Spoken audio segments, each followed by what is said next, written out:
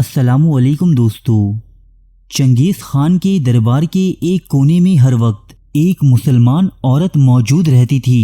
اس کے گلے میں غلامی کا طوق ڈالا گیا تھا، جبکہ اس کے پیر بھاری بیڑیوں میں جکڑے ہوئے تھے۔ چنگیز خان انتہائی فخریہ انداز سے اس عورت کو زنجیروں سے باندھ کر پالتو جانوروں کی مانند اپنے ساتھ لیے گھومتا۔ اسے کھانا اور پانی بھی جانوروں ہی کی طرح دیا جاتا۔ چنگیز خان منگولوں کی جس محفل میں بھی جاتا، اسے بطور غلام اپنے ساتھ لے جاتا۔ منگول اس عورت کی ہر طرح سے تضحیک و تذلیل کرتے کہ جس طرح ممکن ہوتی۔ دوستو، یہ کوئی معمولی عورت نہ تھی، بلکہ کسی دور میں اس کی حکمرانی تقریباً آدھی دنیا پر قائم تھی۔ یہ تھی سلطنت خوارزم شاہی کی ملکہ ترکان خاتون، سلطان علاء الدین خوارزم شاہ کی والدہ۔ سلطان کے ہوتے ہوئے بھی امور سلطنت کے فیصلے یہی ملکہ کیا کرتی تھی۔ اس ملکہ کا باقاعدہ ایک تخت و دربار لگتا تھا، اور اس دربار میں صادر کیے جانے والے احکامات کو ٹالنے کی جرت خود سلطنت خوارزم کے سلطان علاء الدین کو بھی نہ تھی۔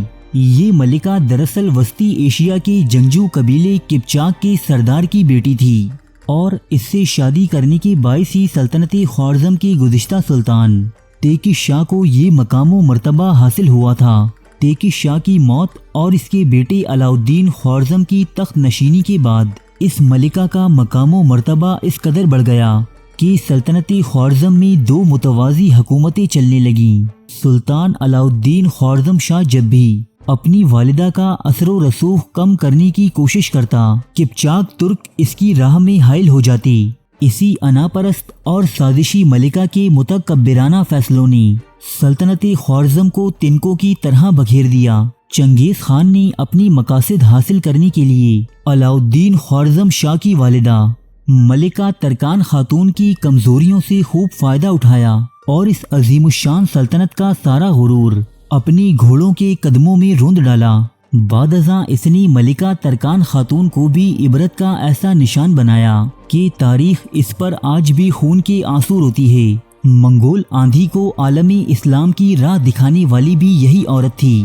ہوا کچھ یوں کہ ایک مرتبہ چنگیز خان نے سونے، چاندی اور دیگر ساز و سامان سے لیس ایک قافلہ بطور نذرانہ سلطنت خوارزم کے سلطان علاء الدین شاہ کی خدمت میں بھجوایا، تاکہ دونوں ممالک کے درمیان تعلقات بہتر ہوں اور تجارت فروغ پائے۔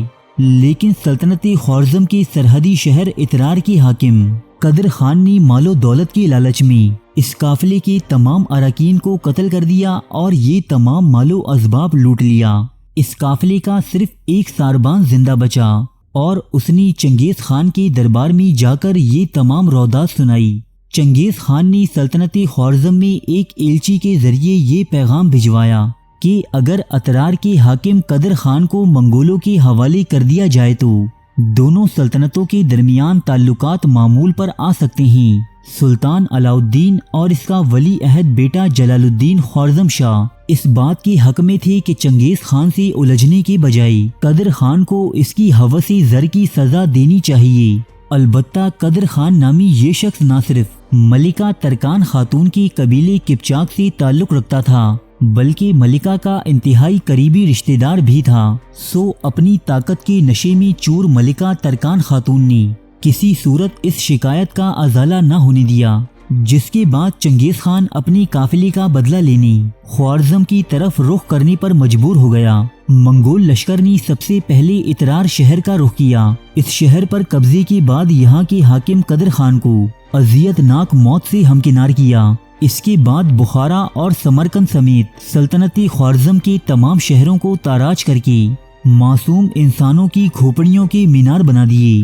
حالات نے مزید شدت اس وقت اختیار کی کہ جب علاء الدین خوارزم شاہ منگولوں کے ڈر سے بحیرہ قزوین کے ایک جزیرے میں جا چھپا۔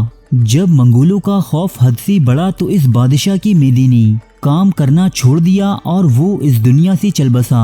لیکن اس کی ماں ترکان خاتون ان پرآشوب حالات میں بھی قبائلی عصبیت سے باہر نہ آ سکی۔ اسی عورت نے علاء الدین خوارزم شاہ کے قابل ترین بیٹے جلال الدین خوارزم شاہ کے بجائے ایک نالائق شہزادی قطب الدین کو سلطنت خوارزم کا اگلا حکمران بنا دیا، وہ بھی محض اس لیے کہ قطب الدین کی ماں کا تعلق قپچاک قبیلے سے تھا، جبکہ وہ ترکان خاتون کی عزیز بھی تھی۔ اس کے برعکس جلال الدین کی والدہ ہندوستانی نژاد تھی اور اسی وجہ سے ملکہ ترکان خاتون کا تمام عمر جلال الدین سے اختلاف رہا۔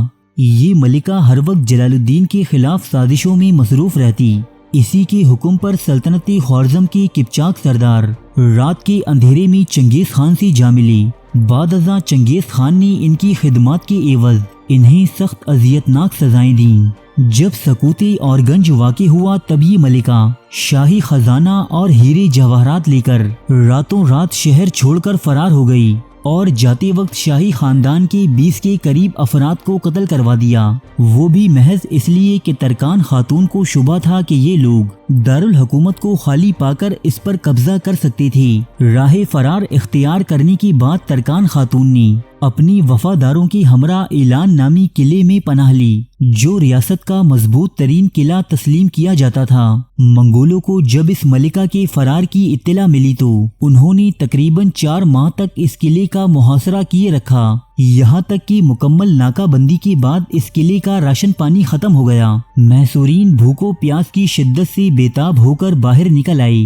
منگول افواج نے جی بھر کے ان کا خون بہایا اور ملکہ ترکان خاتون کو قید کر کے چنگیز خان کے پاس بھیج دیا گیا، جہاں اس فرعون صرف ملکہ کو اپنی موت تک رسوائی اور ذلت کا سامنا کرنا پڑا۔ حیرت کی بات یہ ہے کہ اس حالت میں بھی اس ملکہ کی نخوت برقرار رہی۔ ایک مرتبہ ملکہ کا ایک سابقہ خادم اس کے پاس آیا اور اس نے ملکہ کو بتایا کہ قریب ہی جلال الدین خوارزم شاہ منگولوں سے نبرد آزما ہے، اگر ہم آج رات فرار ہو کر اس تک پہنچ جائیں تو منگولوں کی قید سے آزاد ہو سکتے ہیں۔ تب ترکان خاتون نامی اس ملکہ نے جواب دیا کہ جلال الدین کی پناہ میں جانے سے بہتر ہے کہ منگولوں کی قید میں رہ لیا جائے۔ یوں یہ ملکہ اپنے آخری وقتوں تک منگولوں کی غلامی میں رہی اور اسلامی دنیا کو اندھیروں میں ڈبو دینے والی اس ملکہ کی موت بھی زنجیروں میں قید انتہائی عبرتناک انداز سے ہوئی۔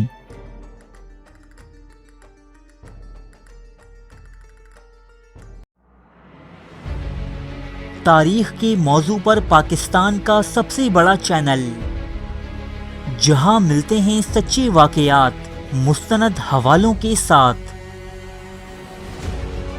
قدیم تہذیبوں کے عجیب و غریب حقائق،